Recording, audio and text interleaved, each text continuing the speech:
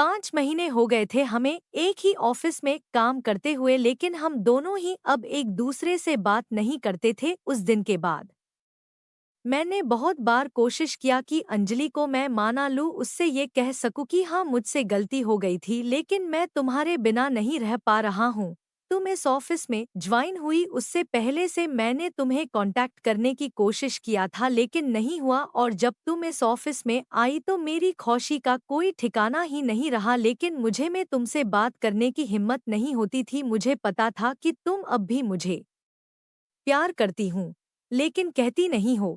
एक दिन मैंने ही कुछ सोचा और ऑफिस में आग सबको अपनी शादी की खबरें दे दी कि अगले महीने मेरी शादी होने वाली है। ये सुनकर ऑफिस में सब मुझे बधाई देने के लिए आए, लेकिन अंजलि नहीं आई। शाम को मैं खुद उसके पास गया और पूछा कि क्या तुम्हें खुशी नहीं हो रही कि मेरी शादी होने वाली है। वो बोली, क्यों नहीं, मैं बहुत खुश हूँ कि तुम शादी करने जा रहे हो, एक नई जिंदगी की शुरुआत लेने जा रहे हो। फिर मैंने पूछा कि तुम मुझे बधाई देने की नहीं आई जब सब लोग आए थे ऑफिस के, तो बोली मुझे बहुत बहुत काम था, मैं बस्सी थी। मैंने कहा ठीक है और मैं वहां से चला गया। 2 दिन बाद रात को अंजलि का मैसेज आया कि क्या तुम सच में शादी कर रहे हो अगले महीने। मैंने कहा हाँ। अगले दिन अंजलि ऑफिस ही नहीं आई थी। मैं सोच में सब गया कि क्या हो गया, वो आई क्यों नहीं। फिर मैंने अपने कलीग को कहा कि अंजलि को फोन करके पूछे कि वो ऑफिस क्यों नहीं आई। उसने फोन किया तो पता चला कि उससे बहुत तेज बुखार है और वो घर पर अकेला है।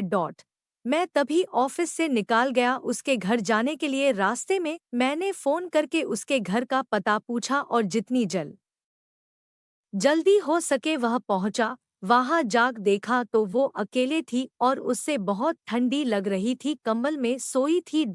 मैं जल्दी से उस उठा के अस्पताल ले गया।